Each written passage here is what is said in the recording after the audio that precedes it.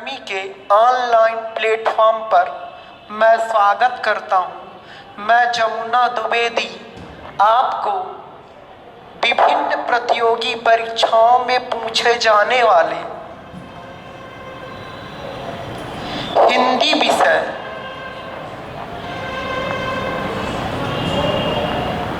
को पढ़ाऊंगा। यसाई में सबसे निर्णायक भूमिका हिंदी विषय की होती है। एमपीएसआई में जो ये 70 नंबर के सवाल आते हैं वो बेहद महत्वपूर्ण है सफलता के लिए। इसलिए आज से आपका की सारी चिंताएं खत्म। मैं टारगेट आईएएस के ऑनलाइन प्लेटफॉर्म पर हिंदी विषय स्पेशल रूप से एसआई के सिलेबस को लगातार पढ़ाऊंगा। आप सभी लोग इस ऑनलाइन प्लेटफॉर्म से जुड़कर अपनी पढ़ाई को सफलता की नई ऊंचाई तक ले जाइए। तो आइए हम पढ़ते हैं एमपीएसआई पर केंद्रित हिंदी, जिसमें पहले हम यह देखना चाहते हैं कि सिलेबस क्या है। आजकल विभिन्न सारे चैनलों और विभिन्न सारे शिक्षकों ने विद्यार्थी के दिमाग में एक भ्रम जाल छोड़ गया, इसलिए विद्यार्थी कंफ्यूज है। बाजारवाद के इस दौर में एक धूम सी मची है, लेकिन प्रिय विद्यार्थियों, इस बाजारवाद के दौर में धूम से परीक्षा पास नहीं की जा सकती है। इस बाजारवाद के धूम में परीक्षा पास नहीं की जा सकती है। परीक्षा को पास करने और 21वीं सदी में सफल होने के लिए उसमें रणनीति आवश्यक होना जरूरी है। तो हम किसी भी परीक्षा को सफलता की ऊंचाइयों तक ले जाने के लिए विषय वस्तु पर केंद्रित रहेंगे, वही अध्ययन करेंगे जो हमें परीक्षा में सफलता दिला सके। इसलिए यह जो टारगेट आईएएस एकेडमी का प्लेटफॉर्म है, यह अन्य सभी प्लेटफॉर्मों से आशा है, यकीन है मुझे कि आपको ज़्यादा लाभ पहुंचाएगा। इसलिए सबसे पहले किसी भी विषय वस्तु को जानने के लिए उसके कंटेंट को जानना आवश्यक होता है। तो एमपीएसआई के सिलेबस को हम देखें तो हिंदी विषय का सिलेबस जान लेना आपके लिए महत्वपूर्ण है। मेरे हिसाब से हिंदी विषय के एमपीएसआई के सिलेबस को 3 भागों में विभाजित किया जा सकता है। पहला भाग हिंदी भाषा का,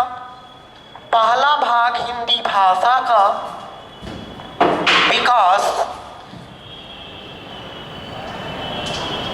हिंदी भाषा का विकास,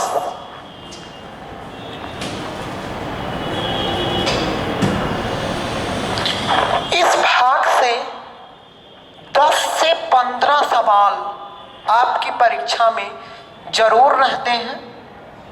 तो हम पहले जान लेते हैं कि पहले भाग के केंद्र बिंदु में मुझे पढ़ना क्या है। तो हिंदी भाषा का विकास में हमें जानना है कि भाषा क्या है,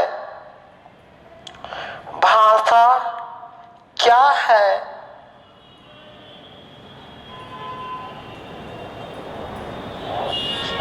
हिंदी क्या है?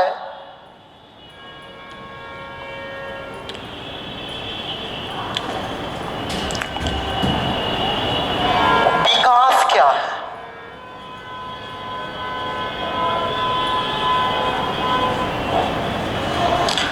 जो पहला टॉपिक है वह हिंदी भाषा का विकास, डेवलपमेंट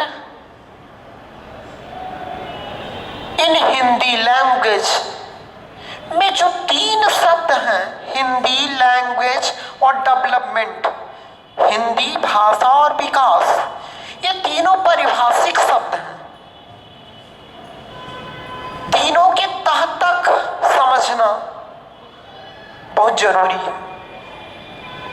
फिर हिंदी की उत्पत्ति, हिंदी का जन्म कैसे हुआ, यह भी जान लेना आपके लिए बहुत आवश्यक है। और हिंदी के जन्म के कई आधार हैं। हिंदी के जन्म के कई आधार हैं। पहला प्रयोग, दूसरा इतिहास,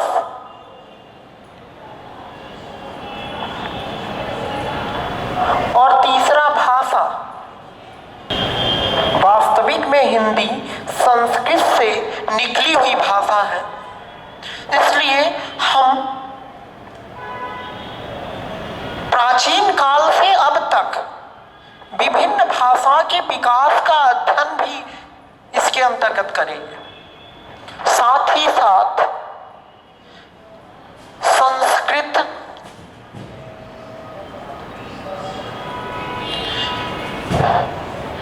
पाली, प्राकृत, अपभ्रंश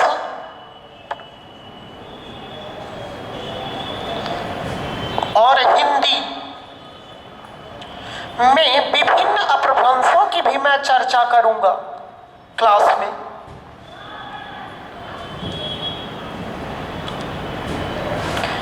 इससे 10 से 15 सवाल आपकी परीक्षा में आएगा। और कहते भी हैं बूंद बूंद से घड़ा भरता है।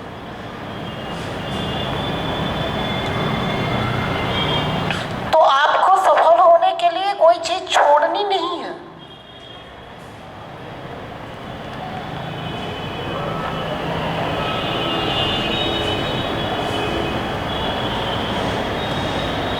जो दूसरा पार्ट है वह बहुत महत्वपूर्ण पार्ट है, वो है व्याकरण। भाषा के व्याकरण को हम 3 भागों में विभाजित करते हैं। भाषा के व्याकरण को भी हम 3 भागों में विभाजित करते हैं।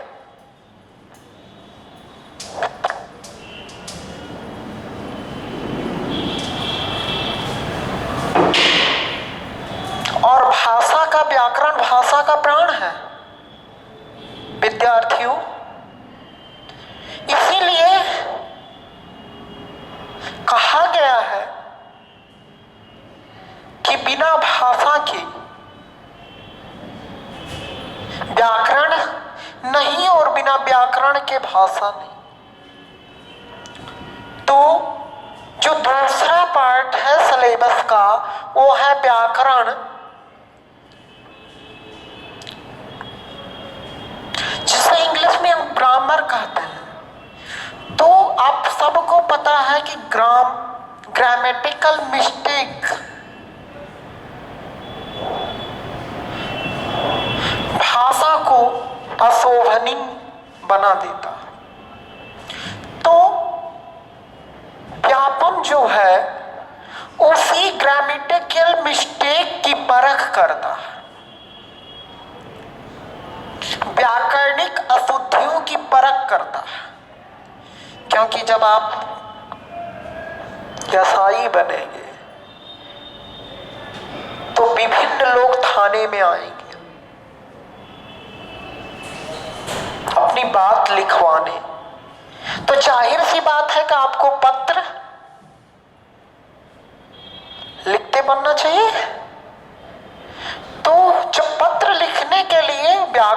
होना जरूरी है। उसी व्याकरण के ज्ञान से संबंधित सवाल आपके पेपर में पूछे जाएंगे। इसको मैं सुविधा की दृष्टि से 3 भागों में विभाजित कर रहा हूं। पहला वर्ण, दूसरा शब्द वर्ण विज्ञान, दूसरा शब्द विज्ञान और तीसरा वाक्य।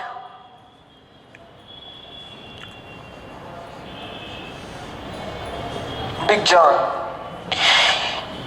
अब वर्ण में जो आपको पढ़ना है वह है स्वर वॉवेल्स, दूसरा है व्यंजन कॉन्सोनेंट्स। कॉन्सोनेंट्स। अब स्वर किसे कहते हैं, व्यंजन किसे कहते हैं, और इन्हीं स्वर व्यंजनों से आपका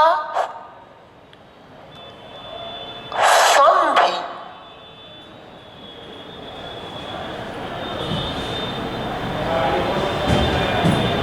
भी कवर हो जाएगा। तो अब इस व्याकरण से 30 सवाल, इस व्याकरण से रहते 30 से 35 सवाल, जिसमें स्वर और व्यंजन से 5 से 8 सवाल आएंगे मैक्सिमम। और आप सबको पता है कि पेपर एक बनता नहीं है, अलग अलग शिफ्टों में परीक्षाएं होती हैं, फिर वो नॉर्मलाइजेशन होता है और उस नॉर्मलाइजेशन के क्रम में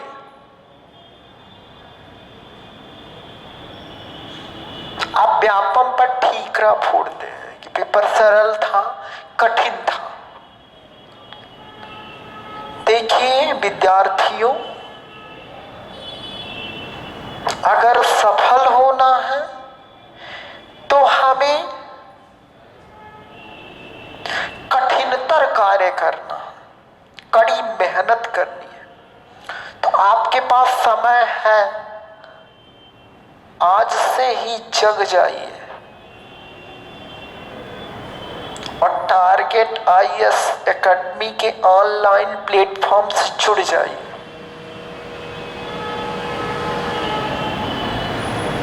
जहां हिंदी में मैं दावे के साथ कहता हूं कि 70 में 70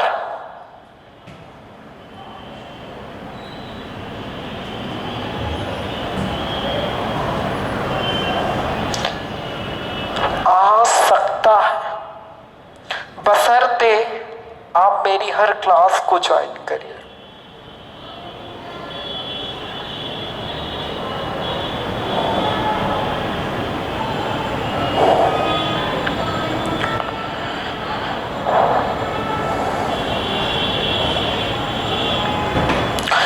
तो 5 से 8 सवाल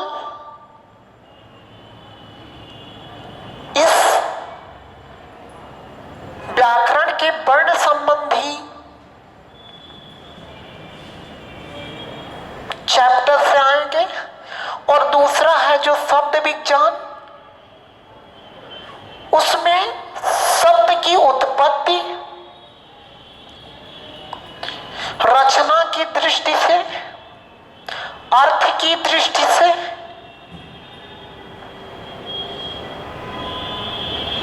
योग्यता की दृष्टि से,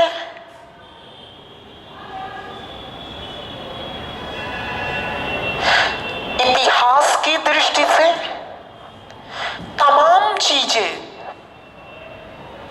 आपको पढ़ना है। मैं पढ़ाऊंगा और इससे 10 से 12 सवाल आते हैं। शब्दों की शुद्धि अशुद्धि, समास, इन सारे सवालों का जवाब आपको इस चैप्टर में मिलेगा। और अंतिम है व्याकरण का भाग वाक्य विज्ञान। तो कहा भी जाता है कि मनुष्य अपने एक्सप्रेशन को भाषा के माध्यम से व्यक्त करता है, अपनी प्रतिक्रिया को भाषा के माध्यम से व्यक्त करता है। तो जाहिर सी बात है वाक्य विज्ञान मनुष्य जीवन में बहुत महत्वपूर्ण है। तो वाक्य किसे कहते हैं? What is the meaning of sentence? What is the recognisation of sentence? What is the structure of sentence? How can do with the right sentence so that it will be process to the saying other person if does be success। कहने का तात्पर्य यह है कि जो वाक्य को समझ लेगा, जान लेगा, वह अपनी भावनाओं को सही अंदाज में व्यक्त कर सकेगा। So that's exam qualify between the crowd to make achievements in case the future. तो वाक्य विज्ञान से जो सवाल रहेगा वो अभी 10 से 12 सवाल रहेंगे, और इन 10 से 12 सवालों में मैंने बताया कि वाक्य की रचना क्या है, रचना के आधार पर, अर्थ के आधार पर, और एक वाक्य को दूसरे वाक्य में बदलना, वाक्यों की शुद्ध या अशुद्ध, इसकी चर्चा भी मैं क्लास में करूंगा। जरा आप लोग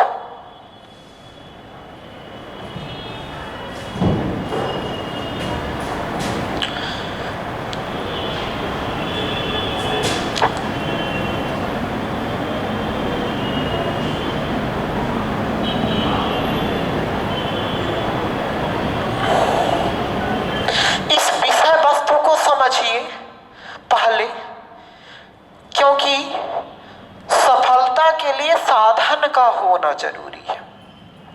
साध्य तो बाद में हो जाएगा, मैं मानता हूं अच्छा साधन हो तो साध्य की प्राप्ति हो सकती है। कार्य कारण के संबंध को अगर आपने एडजस्ट कर लिया और अपने एटमॉस्फेयर को अपने अनुकूल बना लिया, तो जाहिर सी बात है आप सफल हो जाएंगे।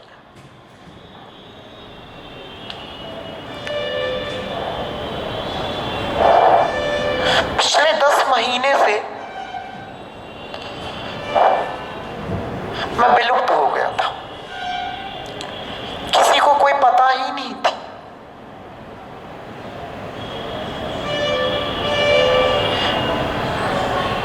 कि कहाँ है शास्त्री जी। सबको उत्सुकता थी मेरे आने की। इस संदर्भ में आज से मैं आ गया, और जो रीवा में नहीं होता, जिसके लिए बच्चे इंदौर और भोपाल, इलाहाबाद और दिल्ली जाते हैं, वह है यूजीसी नेट की क्लास भी मैं स्पेशली चलाने वाला हूं। तो अगर यूजीसी नेट हिंदी विषय के लिए कोई तैयारी कर रहे हो आपके आसपास, तो उनको जरूर बताइएगा टारगेट ऑनलाइन प्लेटफॉर्म को ज्वाइन करें।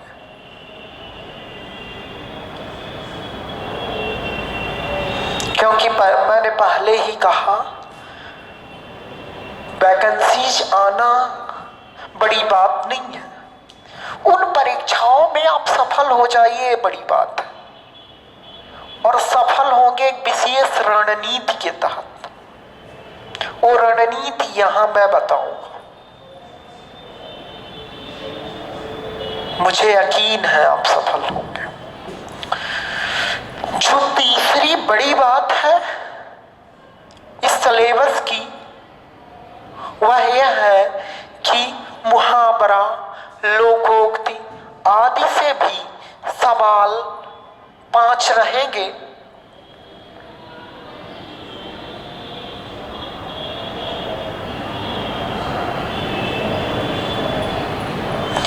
इसी शब्द विज्ञान में संज्ञा, सर्वनाम, विशेषण, क्रिया विशेषण, समुच्चय बोधक, विस्मयादि बोधक और संबंध बोधक, इनके प्रकार, इनके उपयोग की चर्चा भी मैं क्लास में करूंगा।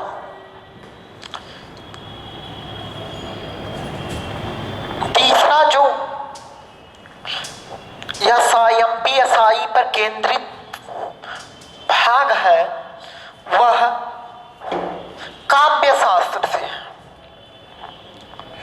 काव्य शास्त्र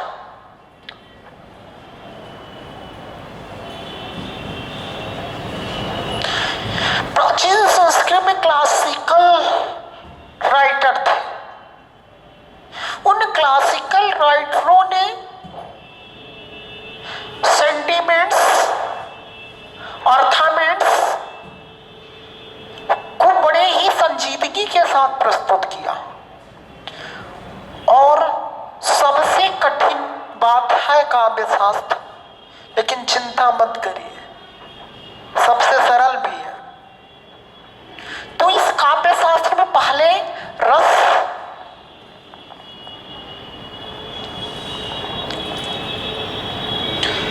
पंद्रह से 20 सवाल इससे आते हैं।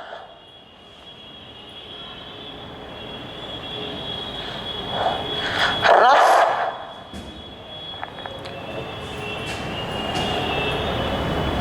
रस के प्रकार, रस के सूत्र,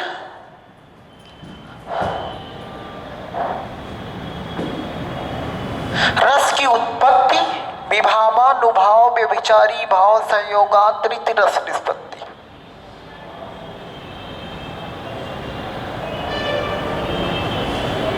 काव्य आत्मा रस, काव्य की आत्मा ही रस है, विश्वनाथ त्रिपाठी ने कहा। इसकी चर्चा हम क्लास में करेंगे। बहुत ही सरल तरीके से बताएंगे कि रस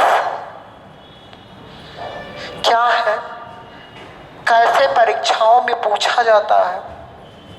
सारी व्यग्रता, सारी चिंताएं आप मुझ पर छोड़ दीजिए, आप केवल मेरी क्लास लीजिए।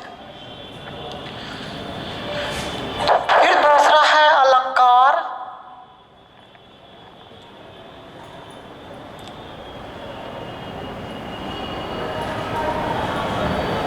अलंकार। तीसरा है छंद।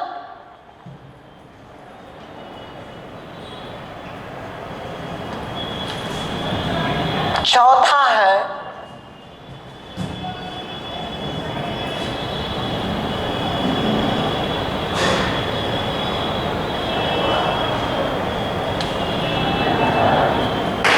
शब्द शक्ति।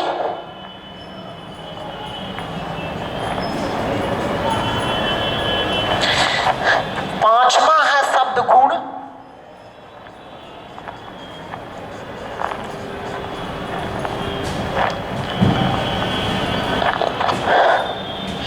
इन सब से 10 से 15 सवाल, 15 से 20 सवाल आपके पेपर में नजर आएंगे।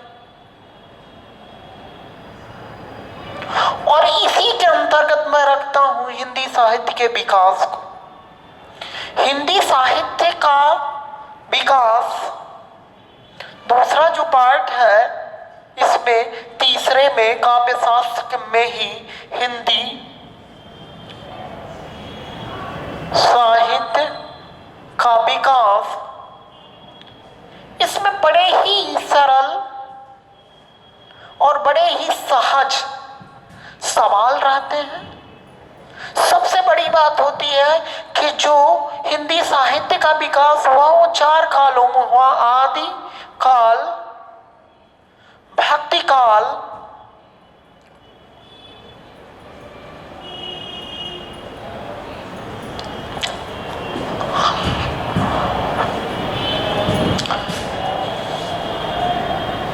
रीति काल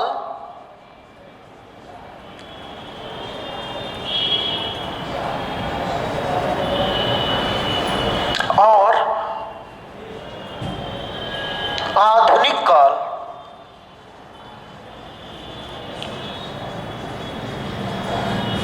इन 4 कालों में जो महत्वपूर्ण रचनाएं आई, जो महत्वपूर्ण लेखक हुए, जो महत्वपूर्ण महाकाव्य हुए, जो महत्वपूर्ण खंड काव्य हुए, उन सभी का अध्ययन मैं आपको करवाऊंगा। साथ ही साथ मध्य प्रदेश से केंद्रित जो प्रसिद्ध रचनाकार हैं, प्रसिद्ध बोलियां हैं, उनके रचनाकार हैं, पत्र पत्रिकाएं हैं, इनका भी जिक्र हम आपको बराबर ऑनलाइन प्लेटफॉर्म पर क्लासेस में करते रहे। क्लास शुरू करते हैं। मेरा मिशन होगा 70 में 70। सभी लोग अपने कॉपी और पेन को उठा लीजिए। कोशिश करिए मेरे साथ पढ़ने की, मेरे साथ चलने की।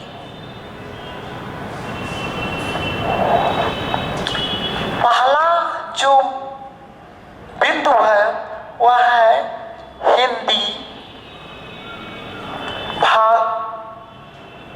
भाषा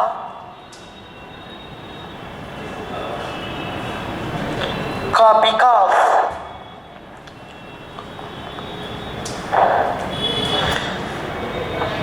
हिंदी भाषा का विकास जैसा लिखा है उसको मैं उलट दूं तो विकास का भाषा हिंदी। तो सबसे पहले हम विकास शब्द की चर्चा करते हैं। विकास क्या है? जैसा कि आपको विदित है, परिवर्तन ही विकास है। कैसा परिवर्तन हो भाई? परिवर्तन 2 प्रकार का होता है। एक भौतिक होता है, फिजिकल होता है, और दूसरा मानसिक परिवर्तन होता है। एक प्रत्यक्ष में दिखाई देता है, दूसरा अप्रत्यक्ष होता है, वो नजरों में दिखाई नहीं देता, वो व्यवहार में दिखाई देता है। तो विकास अंग्रेजी में कहें तो डेवलपमेंट।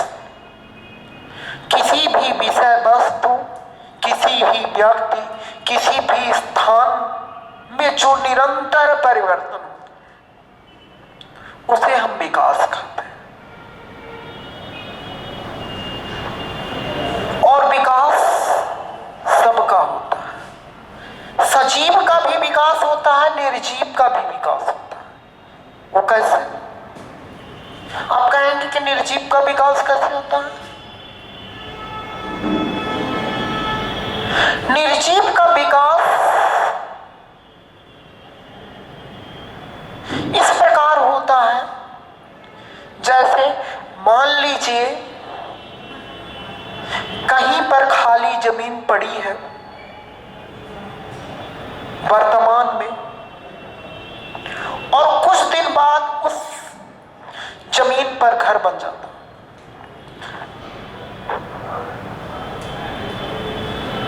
घर कच्चा होता है, फिर 2-4 साल बाद पक्का उसी को जाता है, चूना पेंट गारे से सजा धजा दिया जाता है, अर्थात उस जमीन का उत्तरोत्तर विकास हुआ। ठीक इसी प्रकार मनुष्य का विकास होता है और संसार की संपूर्ण वस्तुओं का विकास होता है। तो विकास एक सतत चलने वाली प्रक्रिया है जिसमें भौतिक और मानसिक दोनों प्रक्रियाएं चलती रहती हैं। क्वालिटी एंड क्वांटिटी, उसकी का गुणात्मक परिवर्तन और उसका भारात्मक परिवर्तन दोनों एक साथ चलता रहता है, वही है विकास। विकास को सामान्यतः हम दो भागों में बांटते हैं, गुणात्मक और भारात्मक। गुणात्मक को क्वालिटीज कहते हैं और भारात्मक को क्वांटिटीज कहते हैं। दूसरा जो है वो है भाषा।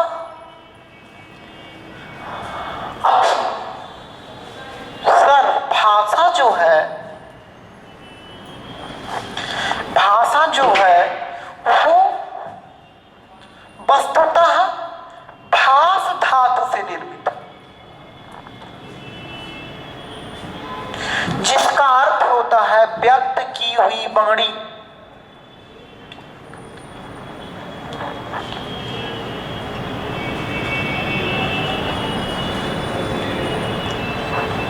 व्यक्त की हुई वाणी, जिसका अर्थ होता है व्यक्त की हुई वाणी।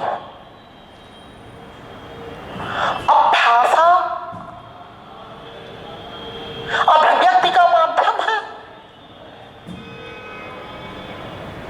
तो भाषा कैसे आई, कब आई, इस पर विद्वानों का अलग अलग मत आया।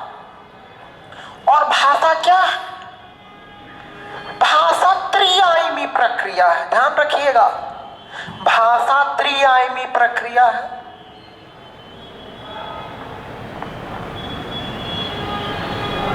टू डायमेंशनल स्कीम अभिव्यक्ति की मानी गई है, लेकिन मैं कह रहा हूं भाषा त्रिआयामी प्रक्रिया है। टू डायमेंशन प्रक्रिया तो है ही, द्विआयामी प्रक्रिया तो है ही, लेकिन ध्यान रखिएगा भाषा त्रिआयामी प्रक्रिया कैसे है। भाषा जो व्यक्ति प्रयुक्त करता है, भाषा जो व्यक्ति प्रयुक्त करता है उसका माध्यम होता है। और भाषा केवल मनुष्य के अर्थ में प्रयुक्त होती है। ध्यान रखिएगा, भाषा कुत्ते बिल्ली के अर्थ में कभी प्रयुक्त नहीं होती है। भाषा मनुष्य के अर्थ में प्रयुक्त होती है। एक मनुष्य दूसरे मनुष्य से संवाद स्थापित करता है, यह संवाद का माध्यम ही भाषा कहलाता है। और कभी कभी एक मनुष्य दूसरे मनुष्य से और तीसरे मनुष्य से जब संवाद स्थापित करेगा तो वो थ्री डायमेंशन बन जाएगी। वो अलंकारों में हम उसकी का जिक्र करेंगे कि कैसे अन्योक्ति होगा। हम कहेंगे किसी दूसरे के माध्यम से, तब भाषा त्रिआयामी प्रक्रिया है। तो जाहिर सी बात है भाषा भास धातु से निर्मित है और भाषा मनुष्य के अभिव्यक्ति का माध्यम है।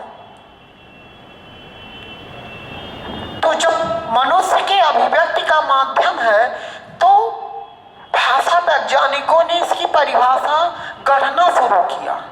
और जब परिभाषा गढ़ना उन्होंने शुरू किया तो सबसे पहले सभी परिभाषाओं का निचोड़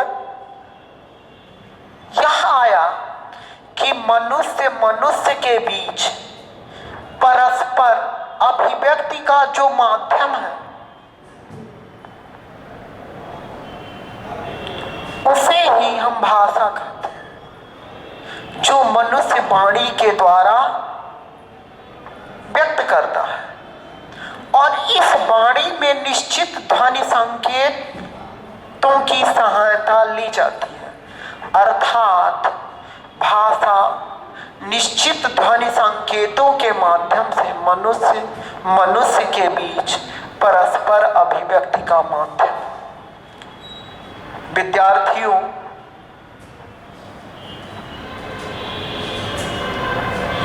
जैसे मनुष्य की कुछ विशेषताएं हैं, वैसे ही भाषा की भी अपनी एक विशेषता है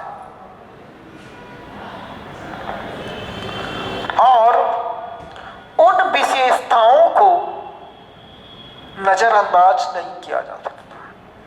तो भाषा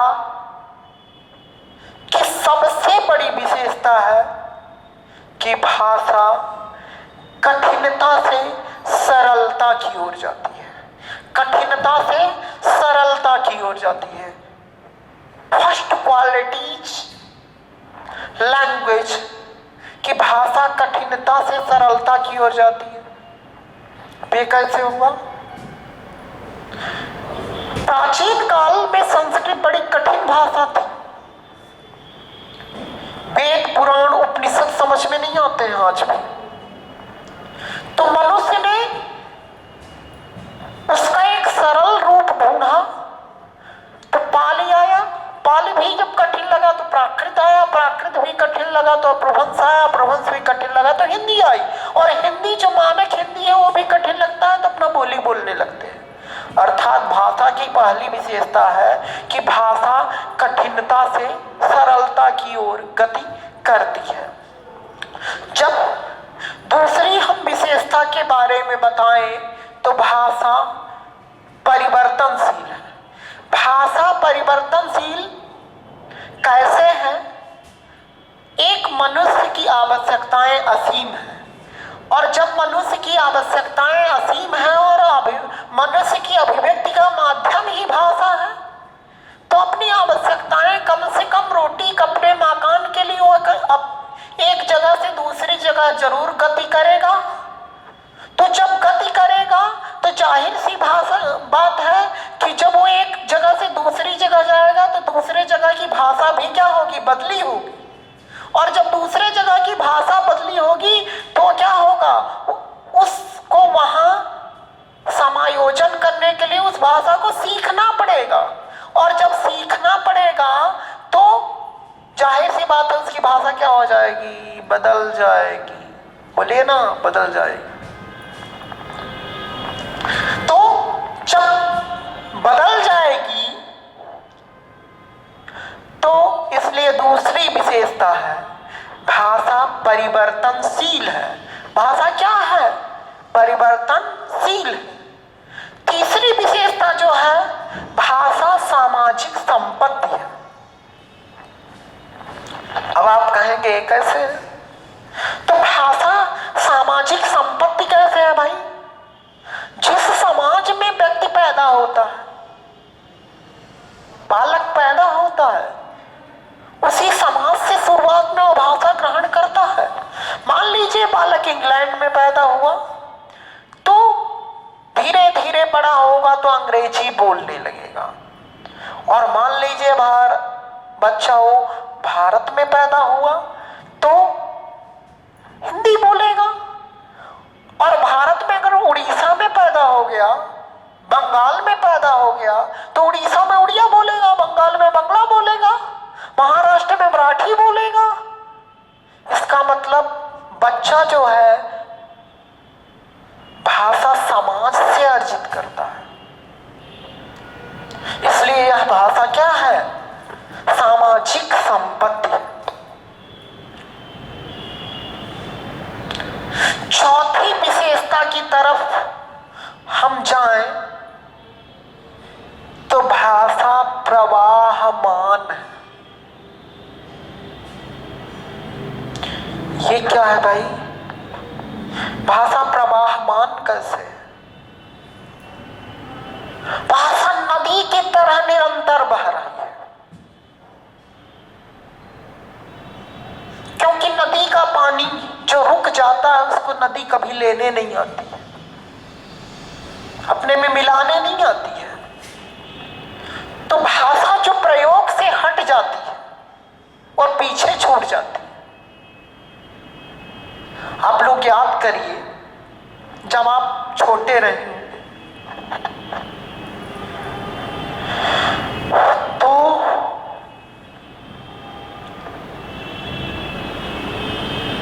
कोई भी गाड़ी आती थी तो आप कहते थे मोटर कार आ रहा। धीरे धीरे धीरे धीरे आप बड़े हुए, तो जब बड़े हुए तो गाड़ी आती थी तो कहा जाता था कि वैगनआर आ रही है।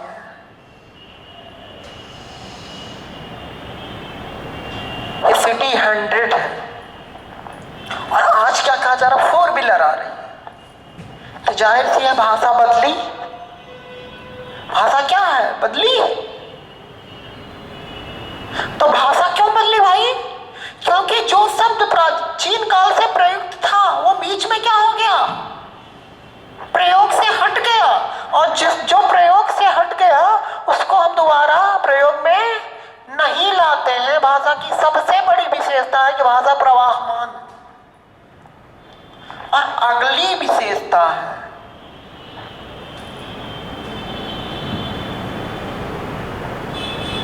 भाषा यादृच्छिक प्रक्रिया है। यादृच्छिक प्रक्रिया क्यों है भाई? यादृच्छिक प्रक्रिया इसलिए है क्योंकि भाषा का अर्थ पहले से निश्चित है, हम उसे छेड़छाड़ नहीं कर सकते हैं। पंखे को हम कूलर नहीं बता सकते हैं और कूलर को पंखा नहीं बता सकते हैं। पर कोई ये कहे कि कूलर को कूलर क्यों कहा जाता है, पंखे को पंखा क्यों कहा जाता है, तो मेरे पास एक जवाब होगा कि मुझे मेरे बाप दादा ने बताया था कि यही कूलर है, यही पंखा है। कोई ये पूछे कि बिल्ली को कुत्ता क्यों नहीं कहा जाता है, कुत्ता को बिल्ली क्यों नहीं कहा जाता है, तो एक जवाब है कि मेरी मम्मी ने मुझे ये बताया था कि बिल्ली है। अर्थात क्या है, भाषा का अर्थ पहले से निश्चित है, रूढ़ है, इसीलिए वह यादृच्छिक प्रक्रिया है। विद्यार्थियों, बात समझ में आ गई कि यादृच्छिक प्रक्रिया क्यों है। और जब अंतिम विशेषता की तरफ हम जाते हैं तो वह यह है कि भाषा अर्जित संपत्ति है। भाषा जो हो क्या है, अर्जित संपत्ति है। अर्जित कैसे है? स्वतः हासिल की हुई संपत्ति ही अर्जित संपत्ति कहलाती है, किसी की बपौती नहीं है। अर्थात जब व्यक्ति पैदा होता है तो कोई भाषा नहीं जानता है, धीरे धीरे बड़ा होता है तो जिस क्षेत्र में पैदा होता है उस क्षेत्र की भाषा जान जाता है। किन्हीं कारणों बस वो गुजरात चला जाए, अगर मध्य प्रदेश का व्यक्ति हो तो गुजराती जानने लगेगा, और वह गुजरात से कहीं अगर अमेरिका चला जाए तो अमेरिकन जानने लगेगा, सीख लेगा, लेकिन वह अमेरिकन भी जानेगा, गुजराती भूलेगा नहीं, मध्य प्रदेश की हिंदी भूलेगा नहीं। अर्थात एक समय ऐसा था कि वह लड़का कुछ नहीं जानता था, आज वह समय है कि वह लड़का 3 भाषा जान रहा है। तो यह कैसे संभव हुआ? क्योंकि यह भाषा उसने सीख लिया। इसीलिए कहा जा सकता है या कहा जाता है कि भाषा अर्जित संपत्ति है। तो ये हुआ भाषा क्या है।